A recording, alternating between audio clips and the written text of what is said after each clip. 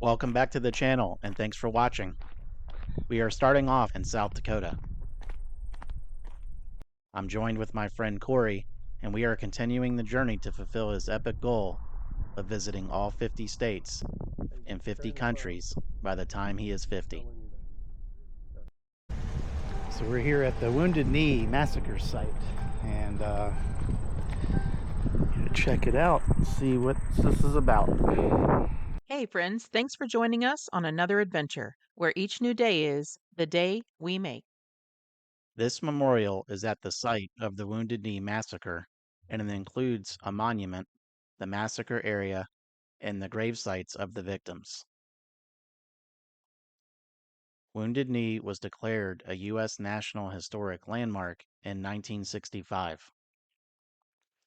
The Wounded Knee Massacre, also known as the Battle of Wounded Knee, was the deadliest mass shooting in American history, involving nearly 300 Lakota people that were shot and killed by the soldiers of the United States Army.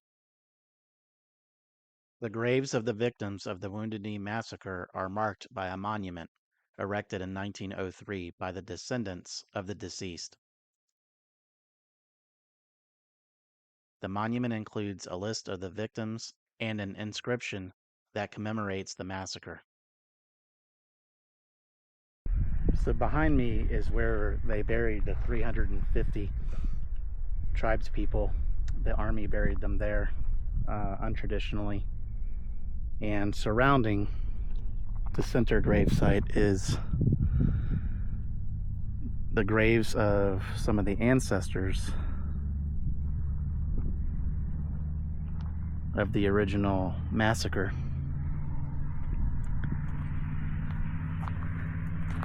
And so we're basically across the street from where the massacre occurred down there.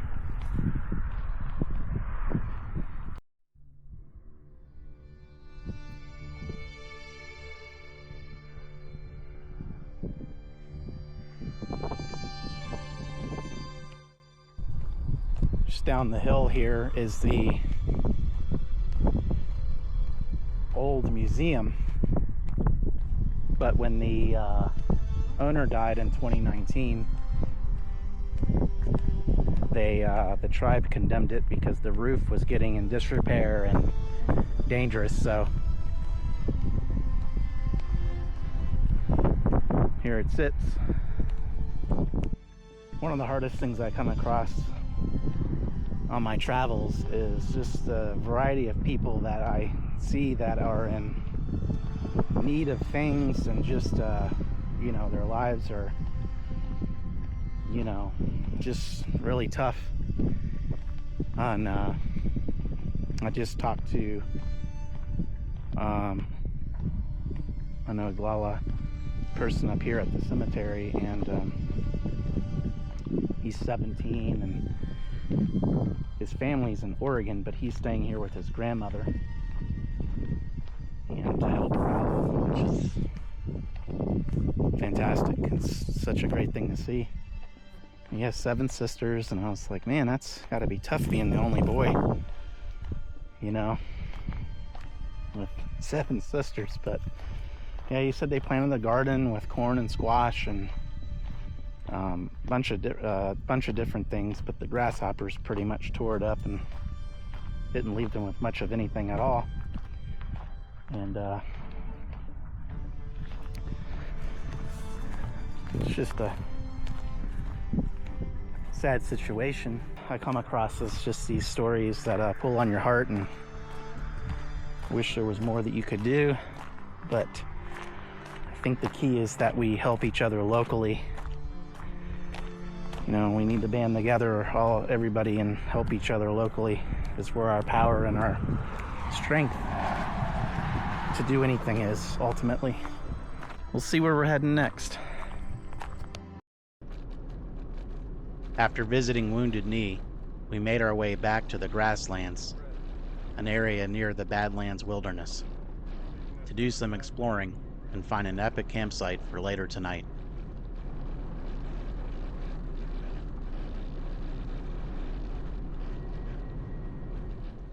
The landscape here stretched out before us, with an endless expanse of grasslands under the immense sky.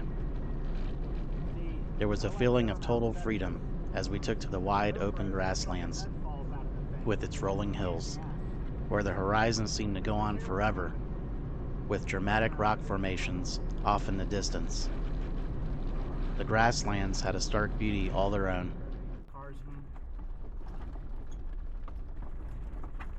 We turned down a 2-track road, and it wasn't long before the terrain got really amazing.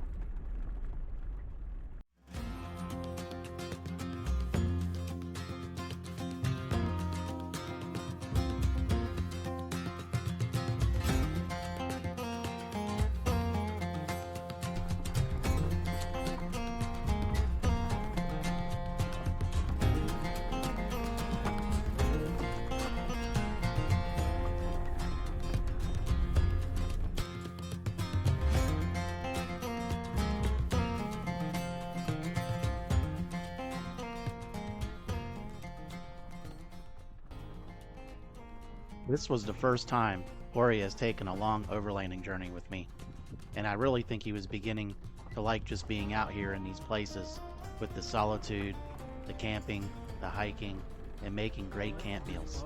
This was also really nice for me too, because I loved being able to take him out here and just experience everything. I would think so.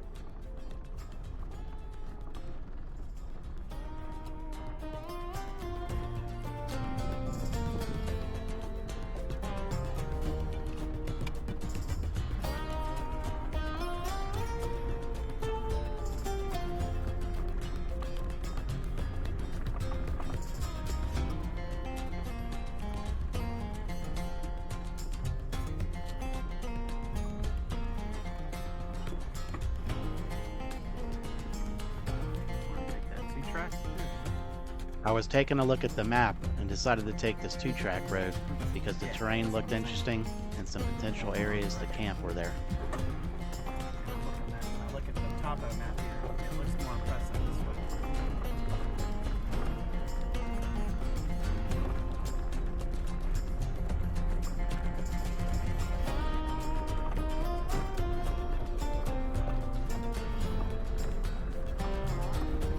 We were on what used to be a rail line, and some of the trestle bridges were still here.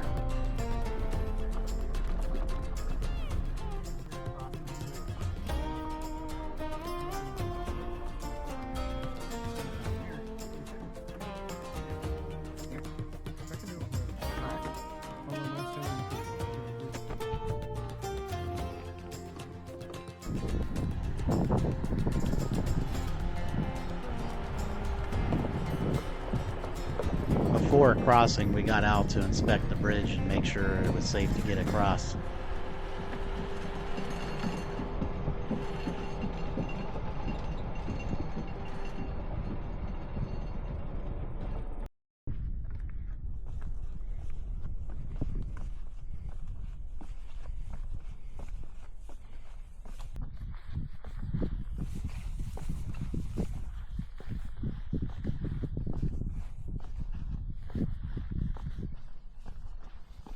I gotta admit, that was pretty cool.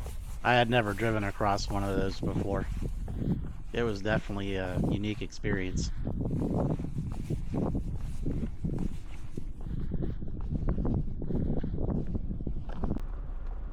Right about this point, I noticed something ahead on the side of the road. You might even be able to start making it out yourself. I was really surprised it was there. I was curious to see what exactly it was. So I thought my eyes were playing tricks on me, and I thought this was a tiki bar, but they're rock hunting.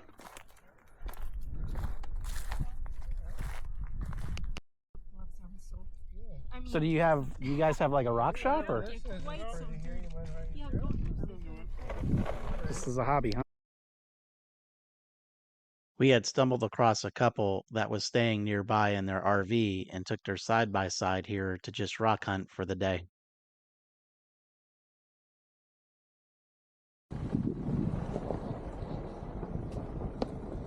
After spending some time with our rock hunting friends, we just made our way to camp and settled in.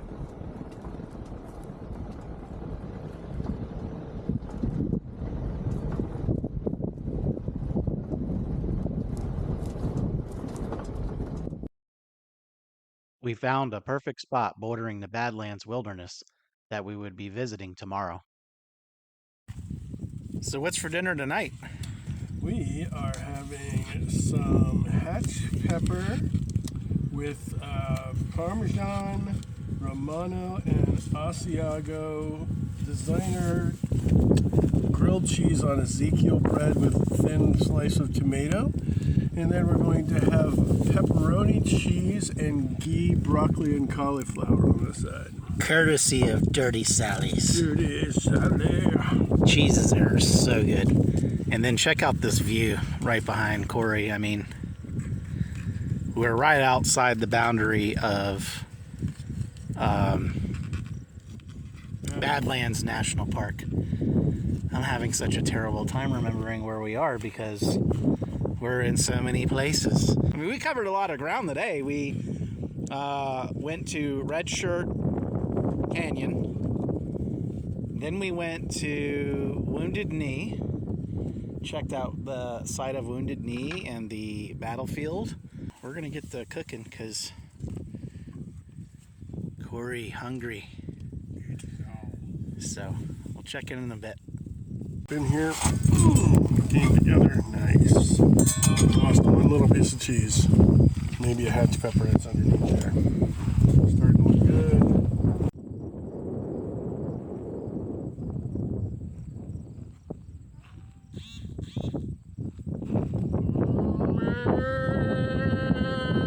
The cows are getting very noisy. I don't think they like that we're here, but yeah. Well, this would be only the beginning of the cows being noisy during our stay here.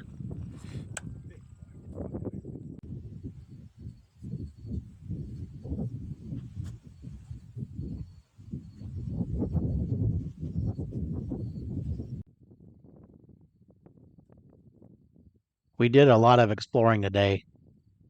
So after dinner, we just sat back and relaxed and enjoyed the sunset and the rest of the evening.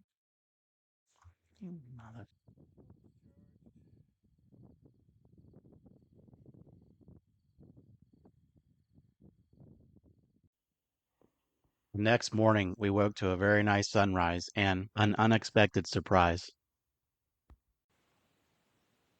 We were surrounded by curious visitors. From the time we set camp to throughout the night, these guys were very vocal. I didn't know if there was a predator around stalking them, or they just didn't like us in their spot. These guys were the worst camp hosts ever. They were noisy all night long, carrying on all around us. And they're like the most talkative cows I've ever seen at a camp. Occasionally you hear cows around your camp or coming through your camp, but these guys, all night, and they're still at it.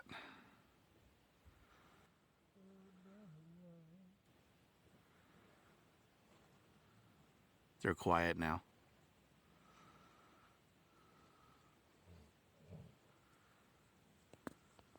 So I'm having to use my other camera, which isn't as nice because my SD cards are full.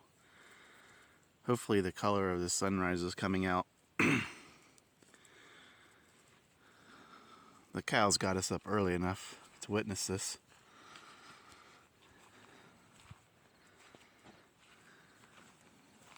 We're packing up.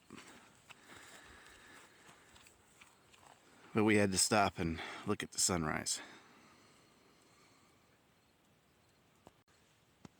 Even the lone cow is perched there checking out the sunrise.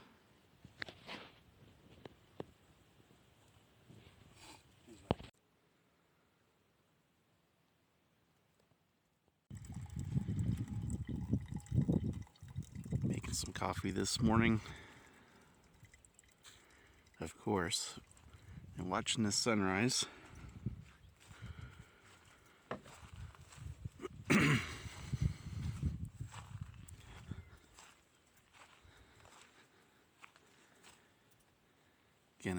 into the national park today to do a couple short little hikes, check some things out, and then we're off to Nebraska. Nebraska? Well, Really? here we come, Nebraska.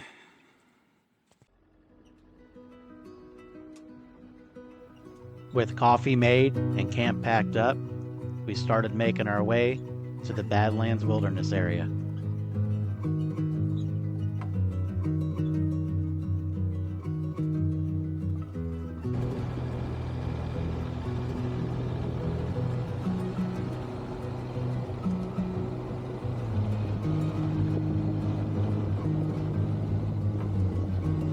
With the sun at our back, it was in the perfect position to really highlight the terrain and the multitude of colors in the area.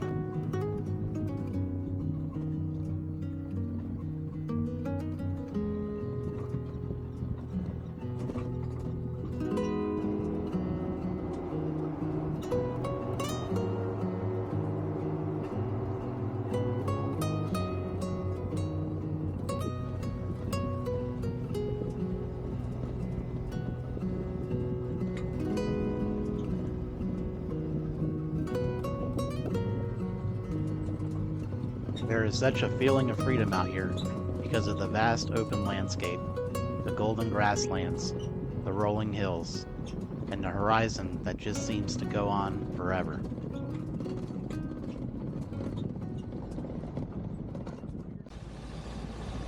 Not long after leaving the grasslands where we camped and explored the day before, we entered the Badlands Wilderness, and we were already getting a glimpse of the amazing wildlife found here.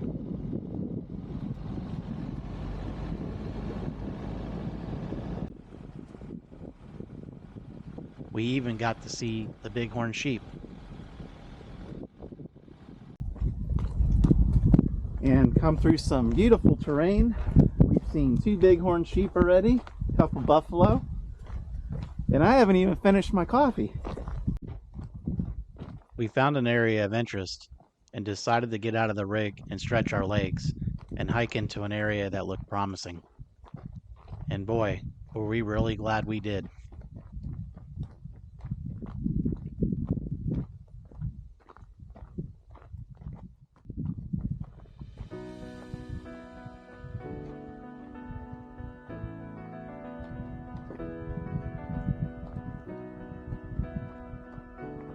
We realized this trail was about to get exciting when we noticed the ladder we had to climb.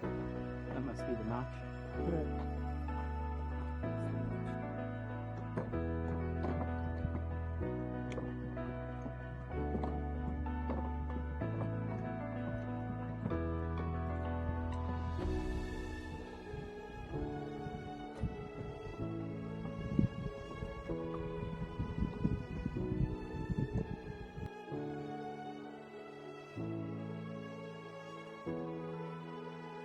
Once up top, the view is already getting even better.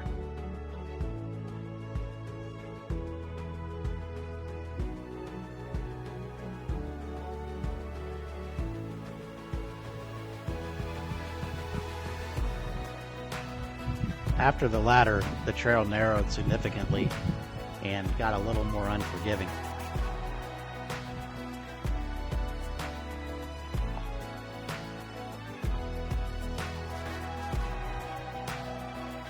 Peligro. No entrada. For whatever reason, at this point, I decided to use a little Spanish, which was something I picked up growing up in South Florida.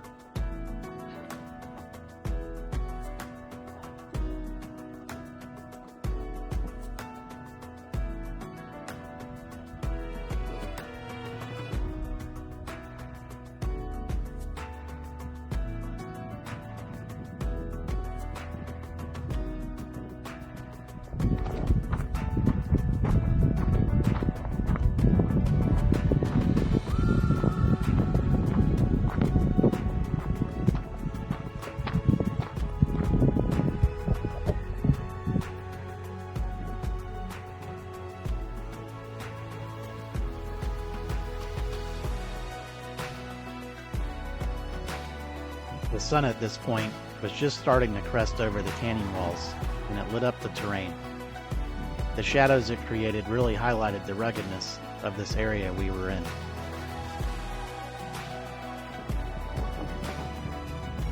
Our effort to get here really paid off, and we were treated to a spectacular view.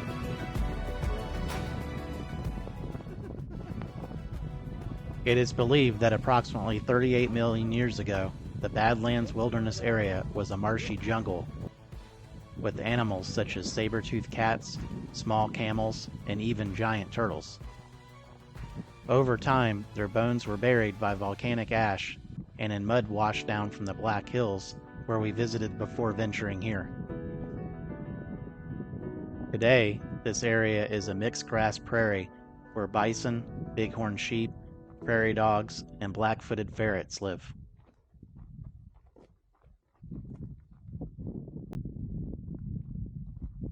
The terrain here just keeps luring you further and further into it.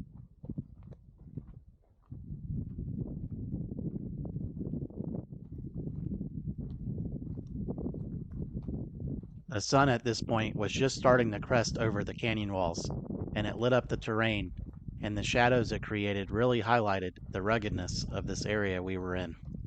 Yeah, looking like it.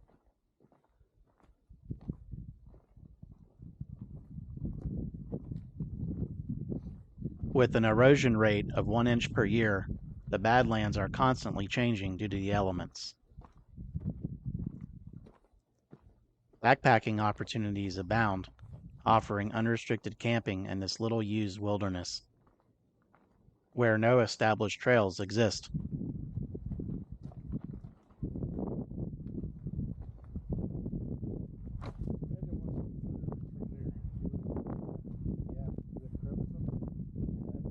Wandering around back in here, we came upon another amazing overlook. So we have officially left South Dakota and the Badlands today, and we had about a 5.5 hour transit. But we are now here in Nebraska at Grove Lake. It's a wildlife management area.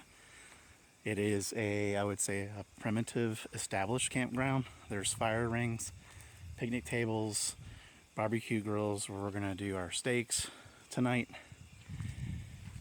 And we are looking forward to the fire, some grilled steaks, and getting off the road. So, more to follow.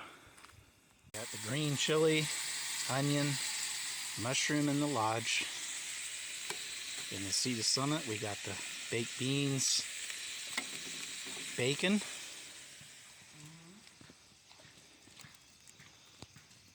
We got our grill getting ready. And we got Brussels sprouts. We're going to a cowboy today. Look Give out. me some garlic and fatty ghee, Brussels sprouts, some nice peppers and onions and portobello mushrooms on top of 3 big honking cowboy steaks. Yeah, and we got the steaks. Can't forget them. Yep. Look out. On the grill. Nice fire. Cowboy boy. Now it's time for the ghee, garlic, and Brussels sprouts. Yep.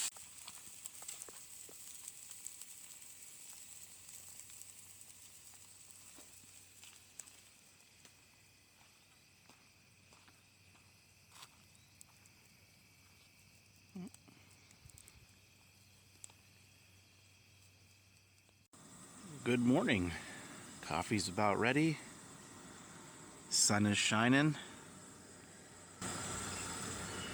It's the first day of Dolphins season, baby. I've got it all decked out in my Dolphins gear. We're going to go catch a game somewhere in Sioux City as long as they have something playing it.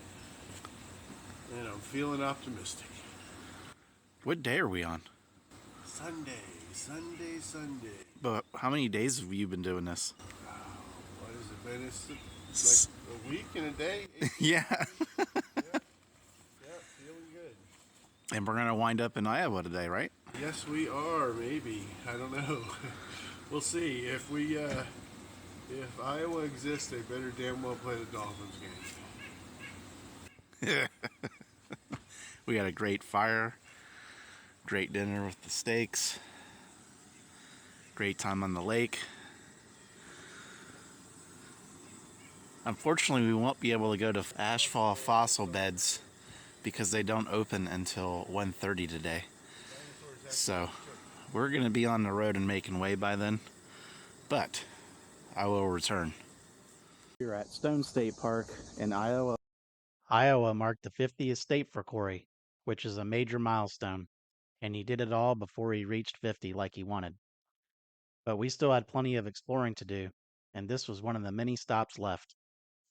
And we're going to go out here and do some hiking for the day on some of these trails and check out what this park has to offer. We were astonished by the number of traffic cones at the entrance of this beautiful park, and we were left wondering if there was a better place that they could have been put. In addition to being an archaeologist, Corey was a state park ranger for another state for 15 years. At any rate, we decided to have a little fun mocking these cones. That you want. I don't understand why they put it right in front of the sign. But we're gonna go ahead, get this all blocked off. VIP treatment. One thing you can say for Iowa, they sure do know how to make a man feel special. Oh, that was heavy. All right, Joe, go ahead and film the sign. We can see the sign now that you've moved all the cones out of the way. Once we got done fooling around and got in the park, I was really surprised at how green it was, and we were lucky because we were just there at the perfect part of the day where the sun was coming through the trees just right, and it really made for a beautiful drive.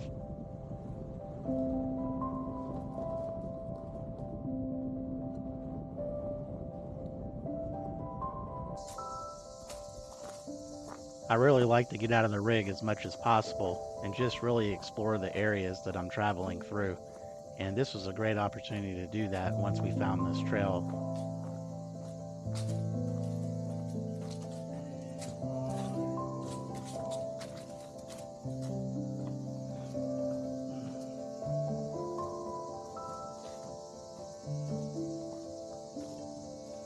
I really gotta say, I was really surprised at just how green and lush this place was.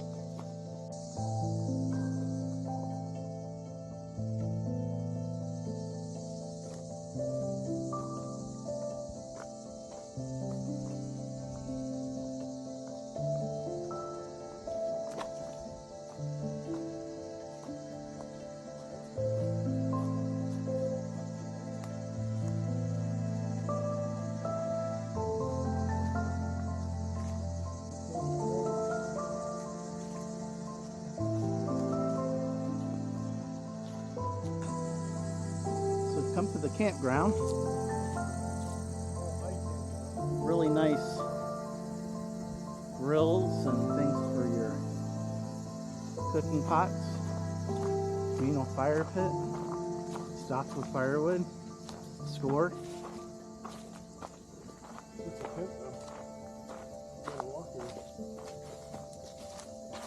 Yeah, these are looking to be walking. I don't know, looks like vehicle tracks here though.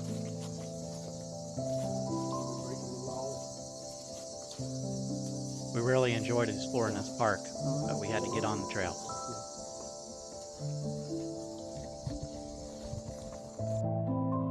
Stone Park is on the northernmost part of the Los Hills and is at the transition from clay bluffs and prairie to sedimentary rock hills and bur oak forest along the Iowa side of the Big Sioux River.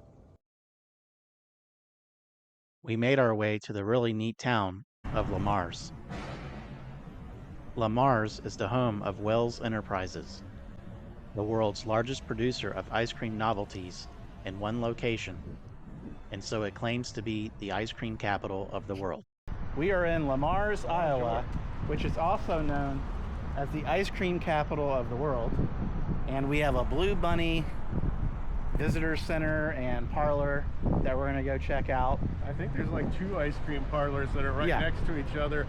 One of them won the #1 destination in all of Iowa in 2000. It's since been supplanted by the Field of Dreams film set, but that doesn't mean it's any less monumental. It was like the 4th person we talked to here that finally told us something in Iowa to do. So this thing just other than the Black Hills. Yeah, we're gonna go to Black Hills. Let's check it out.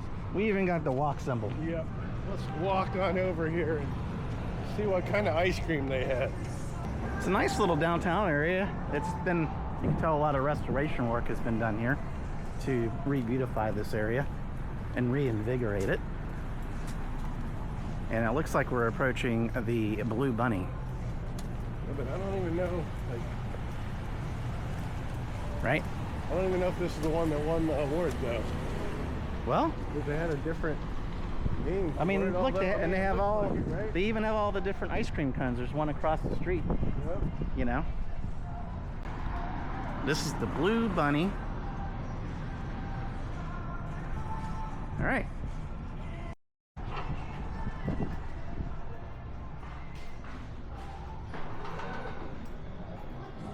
Once inside, we were really surprised by the size and the decor, and we couldn't wait to explore this place.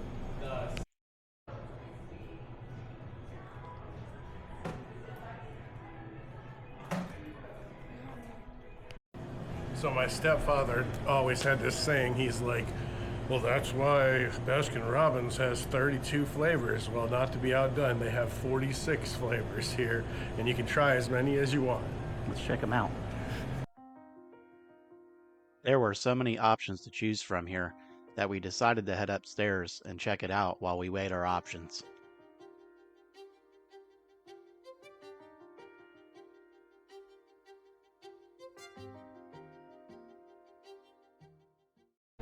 So as you come up the stairs, there is an entire museum of ice cream history.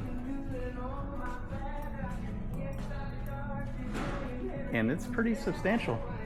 It's quite a bit of information up here and various displays.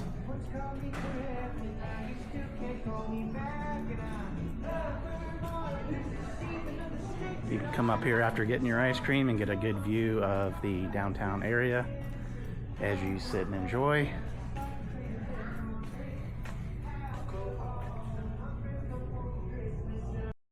Alright, so we're going to give you a little lowdown, the quick version of the ice cream history before we go down and get some ice cream ourselves, because he's teasing me with this. All right, so one of my favorite people in all of history was Alexander the Great, and I guess he used to make snow cones out of ice and snow, which is cool, right? Where the snow cone comes from.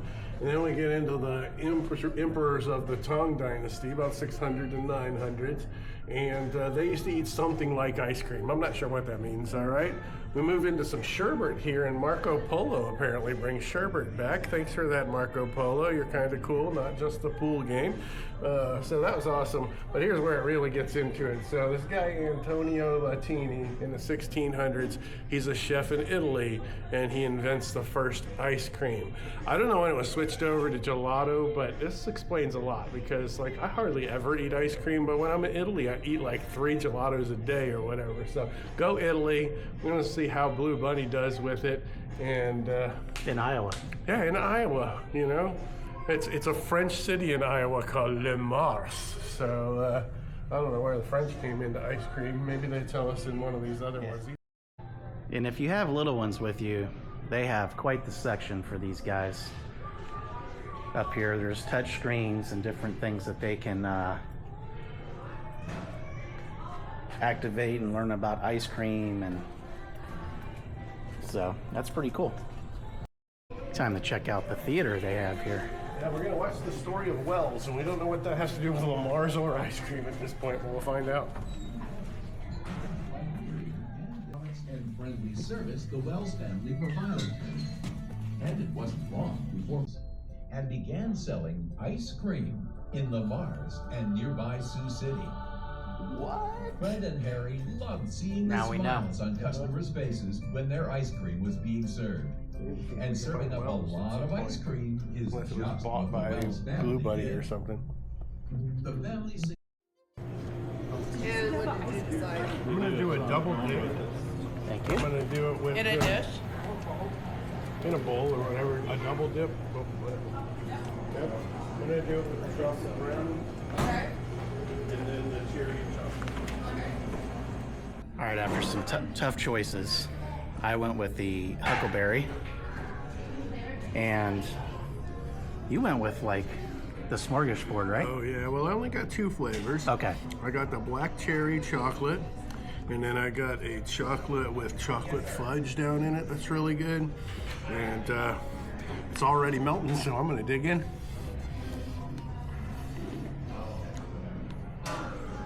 I think this is the most unique flavor complexity of all of them. I did like the huckleberry, it's very simple. And, Joe's gonna get to try that and see what he thinks. You already But told it's them. good. It's good ice cream. You know, they do a decent job of ice cream, and this is where it got mass produced first. So, cheers to them. Yeah. Huckleberry. I'll be your huckleberry. It's got a real strong flavor profile. Very nice. Smooth, creamy. I like it. Definitely come to Lamar's. Check out the museum. Check out the film. Like I said, if you got some kids, we got some kids over there on the displays over there that they have for them to play with, and you get a nice view of town. Well, Lamar's is definitely a great spot for some eats and treats. Looks like there's a bunch of good restaurants here, but they're all closed on a Monday Yeah, for some reason. there's a chicken and waffle place, which sounds absolutely fabulous, but that's the one that's closed today. And they have a number of coffee houses and bakeries. Cool little And town. yeah, the Blue Tequila is a Mexican restaurant in town here that looks really good too, but we just don't have the time or the stomach for all of these restaurants today. One of the things that I actually really like about this is when you think of Iowa, you want to see like the local mom and pop like little places and stuff like that. And even though Blue Bunny owns that, it started as a mom and pop here. This has got lots of mom and pops, and where we've been staying in Sioux City, it's like the franchise capital of the world. I haven't seen anything that actually started there on anything. You know, it's like, oh, go to Buffalo Wild Wings or to see the Gap store or whatever, you know. And this looks like what I expected Iowa to look like when I imagined that Iowa was real. It might be real. I'm at least 60% sure it's real now.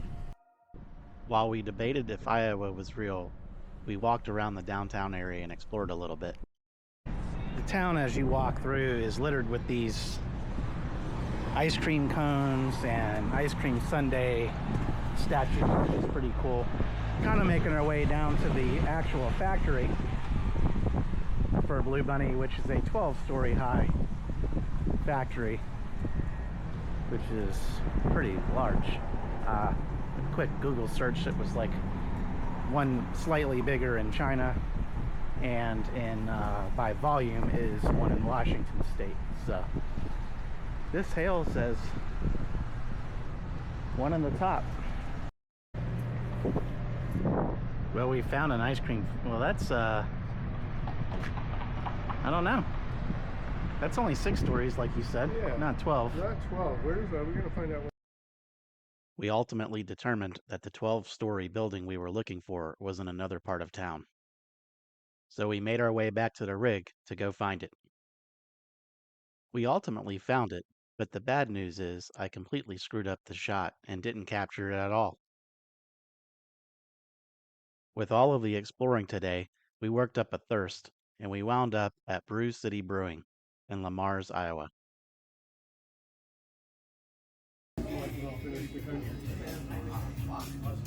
Iowa was the last one.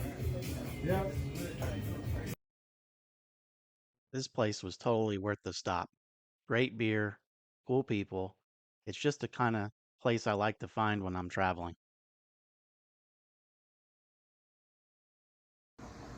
All right, guys, we just made our stop in the Brew City Brewing, and delicious beer, peanut butter stout, and a German chocolate cake stout. Very solid, good ABVs. Stout was probably top 10 beer for me, and the guy just like makes it his own. Yeah, That's a good job. I hope this guy expands a little bit. Brewed He's right got here. some stout game. he does. Very good stouts. Yep, I heard his porters, they got a pretty porter, but it was out. And then I took the last of their peanut butter stout. So if you're coming tonight, you're just out of luck. Yeah, come a different night, not Yep. tonight. So they have a board up there where you can pin where you're from.